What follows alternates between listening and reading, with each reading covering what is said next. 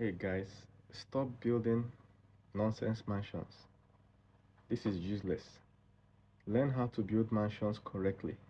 What I'm going to say in this video will be beneficial to you if you are going to end up building a house. So this video is for millionaires. If you don't have money, please keep scrolling. So always remember the things. Take note of everything I'm going to say here. What makes a mansion is not this nonsense design. Alright? I don't know where people got this idea of putting pillars in front of the house, and this doesn't make it a mansion. It just makes it look cool from outside. Most of these houses, when you get inside, you will see that there is no concept. It's not a mansion inside. It just looks nice, but it's not really a mansion. It doesn't provide that feel inside. I'll show you why. First thing to consider when building a mansion is the bathroom size. Inside your bathroom should be large enough. Most of your life will be spent in this restroom. Make the restroom wide enough. Even if you're renting it out to somebody, anybody that comes into the house will appreciate the restroom. Okay, stop building tiny restrooms that you have to squeeze in. There are some restrooms that some overweight people cannot enter because it's so tiny. And you call it a mansion, it's not a mansion. Okay, so my rule of thumb is if you get into a restroom and spread your hands, it shouldn't touch the walls. That's how you know that it's wide enough. Okay, just look at this one. As you can see, there is bathtub, there is window to look outside. You can stay in this bathtub for hours. Okay, there's this, and this is just one section of it. And there's another small room. Look at this. So most ideas you're gonna get in life will come from the bathroom or your restroom, because when the water is touching your body, or when you are relieving yourself, that's when most ideas come. Most musicians have said that that's where they get all their ideas from. Most creatives. So if you look at how many hours you spend on your bathroom per day, it's crazy. It's huge. Some people make trips to the bathroom 4 to 6 times in a day. So most of your life will be spent in your restroom. Okay, so make it nice, really nice. Okay, at least give space in the bathroom, but not too wide. Get what I'm saying? Here's another example of a restroom. As you can see, this is where people will take their bath, but look at this makeup section, and there's space before you see the system. Okay, the next thing that makes a house a mansion is the veranda, the corridor. Okay, so if you're building a mansion, try and add a corridor to it. But also, if the corridor can go around the house, not round, maybe sneak by the corner, I see. This corridor that stopped here, there's no reason why the corridor should stop here. It should go to this side too. You see? If this corridor had gone to this side, this is a mansion. Forget about the design. Because if you're living inside, when you're tired of staying inside the parlor, you can come to the veranda and put your chair and enjoy the scenery. Some people will get a house, a land at a good location, but the house itself is a cage. You can't enjoy the location. All right? Now imagine that this veranda now, this person puts a glass here, a tinted glass, so that only people inside can see people outside, but people outside can't see people inside. This makes it a mansion because you can enjoy seeing everything happening in the compound with nobody in the compound seeing you. That's amazing. So the more the veranda in the house, the better. The parlor is just a cage. What do you do in the parlor? Sit down, press your phone, watch TV. That's all.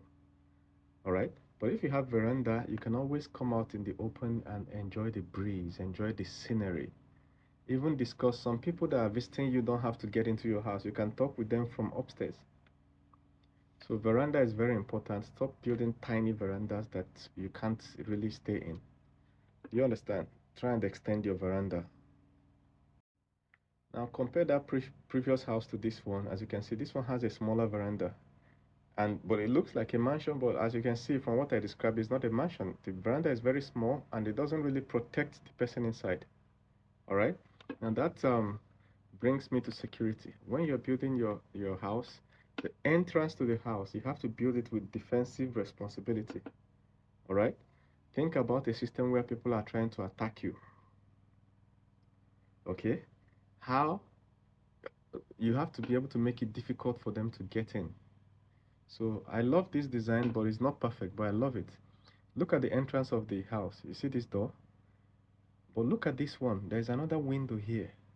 So when people are trying to break into your house, you can just walk into this room and you can see them from this window. See what I'm saying? This is a vantage point. So let's say there's a shooting happening and they are trying to break in this door. From this window, you can open fire. So when you are building the entrance to your house, all right, try and make one of the rooms extend by the side to give you an advantage. Okay, don't trust the door. Make one of the rooms extend a little. Now the next one is think of escape during fire. If there's fire, many people have terminated in their house because the house is a trap. So when there was fire, there was no way for them to escape. So think of fire exit in your house. Okay, the way there's a front here, there should be a back. Okay, now the back, in some instances, you may even have to put a staircase at the back. Most of the things you will do downstairs will be happening at the back of your house. So you don't want everybody coming out from the house to always come through the front door. Some mansions have only one staircase entrance. No. Try and have a back. Now, even if you don't have the staircase entrance now while you're building the house, build it in such a way that tomorrow you can simply add a staircase entrance, which means you need a veranda at the back. Do you understand? If you now want to add a staircase entrance in future with a little modification, you just open one of the walls and then put a staircase. Next, give enough space. Look at this house now. This house is doing something wrong. It's too close to the fence. Give a car driving space around. If you have space in the compound, all right? Don't build the house too close to the fence at any point. Imagine that a car wants to drive around the house. Okay, give enough space for a car to go around. You will thank me later. Because sometimes the septic tank for the house is at the back. And then some of the tanks for the house, like the, what do you call it? The tank for water. They usually put it at the back to hide it from making a mess of the beautiful scene of the house. Now the problem is that when tankers come to supply water or do any major work in your house, there's a problem. They can't get to the back of the house. So they now need a very long hose. All right, so always give sufficient space for cars to get in. Now, another way to know a mansion is the parking space. So sometimes a very nice mansion will have parking space under. The garage will be under the house. Amazing. Okay, but if you have enough compound, you really don't need that. But it's always great if the ground floor is has a garage. But there's a nuance to that. Remember that when you are building your mansion, you will get old one day. When you get old, your knees can no longer handle the staircase.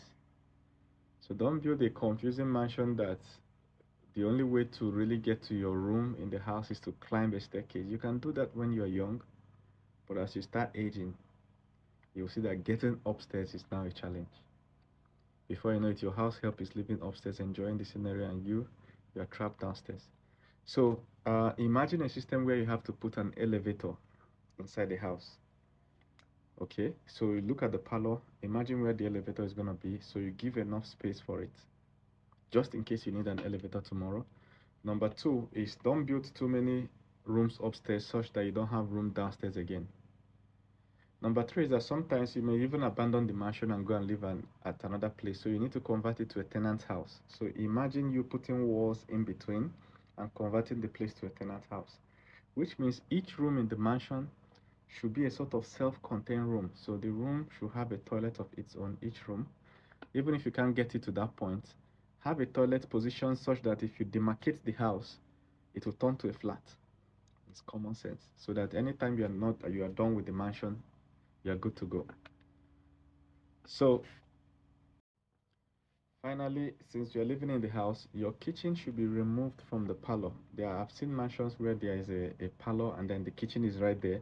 When visitors come, they can just open a door and get to your kitchen, or they can see your kitchen without a door. Some kitchens are exposed. This is Africa. It's deadly. Visitors can quickly toss something into your food.